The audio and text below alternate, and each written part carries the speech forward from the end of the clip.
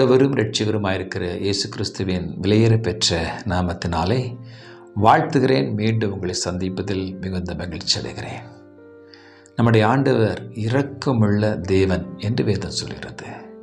நிச்சயமாக உங்களுக்கும் உங்கள் குடும்பத்திற்கும் பிள்ளைகளுக்கும் இரக்கம் செய்வார்.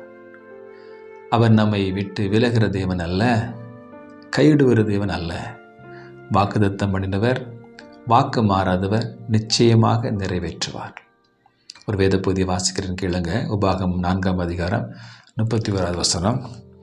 உன் தேவனாகிய கர்த்தர் இரக்கமுள்ள தேவனாய் இருக்கிறபடியால் அவர் உன்னை கைவிடவும் மாட்டார், உன்னை அழிக்கவும் மாட்டார், உன் பிதாக்களுக்கு தாம் ஆணையிட்டு கொடுத்த உடன்படிக்கையை மறக்கவும் மாட்டார். ஆபிரகாமுக்கு கர்த்தர் ஒரு வாக்குத்தத்தம் பண்ணியிருந்தார். அதை நிறைவேற்ற வல்லவராக இருந்து நிறைவேற்றினார் என்று வேதத்தில் வாசிக்கிறோம். இதை கேட்டுக்கொண்டிருக்கிற அன்பு சகோதரனே, சகோதரியே, அவர் இரக்கமுள்ள தேவன் தான்.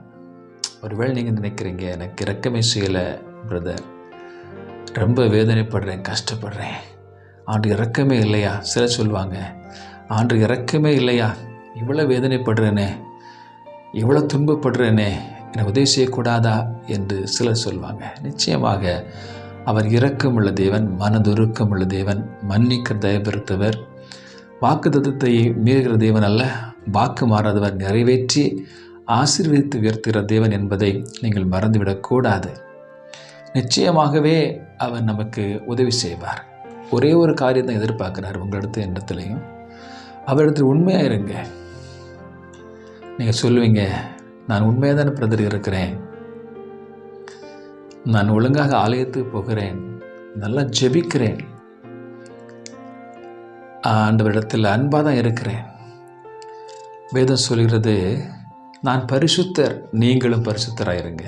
உன் நடக்கையில், செய்கையில், எண்ணங்களில், எல்லாவற்றிலும் தேவன் விரும்புகிற ஒரு பரிசுத்த நம்மிடத்தில் காணும் பொழுது ஆண்டு நம்ம மேலே இன்னும் அதிகமான இரக்கமும் மனதுருக்கமும், அவர் நம்ம மேல் அதிக சிநேக உள்ளவராக இருந்து நம்மை ஆசீர்வதித்து உயர்த்துகிற தேவன் என்பதை நீங்கள் மறந்துவிடக்கூடாது.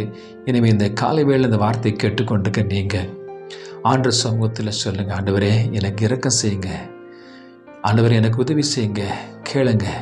நிச்சயமாக ஆண்டவர் உங்களை இரக்கம் செய்வார், உங்களுடைய எல்லா குறைகளையும் நிறைவாக்குவார், ஆசீர்வதிப்பார். விசுவாசிங்க, நம்புங்க, அவருக்கு சாட்சியாய் வாழ்ந்து பாருங்கள், உங்களை உயர்த்தி ஆசீர்வதிப்பார். ஆமேன். God bless you.